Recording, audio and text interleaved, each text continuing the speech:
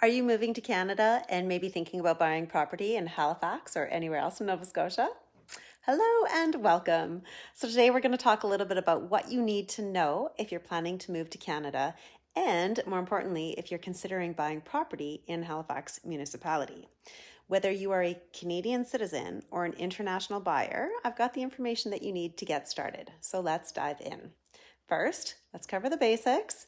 If you're looking to purchase property in Halifax or Cape Breton, you need to meet one of these requirements. 1, you're a Canadian citizen.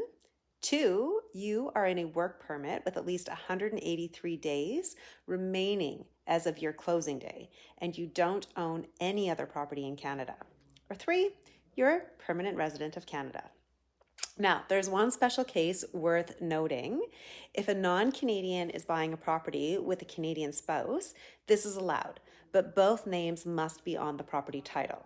That said, it's important to know that most lenders will not approve financing for this type of purchase unless both buyers meet the lender's criteria. Now, for those who are not residents of Nova Scotia yet, there's something else to keep in mind. There's a 5% deed transfer tax. This applies to all non-residents of Nova Scotia, regardless of citizenship.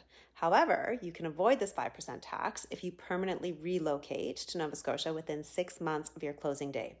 To prove your move, you'll need one of two things: a Nova Scotia driver's license or ID, or a Nova Scotia healthcare card.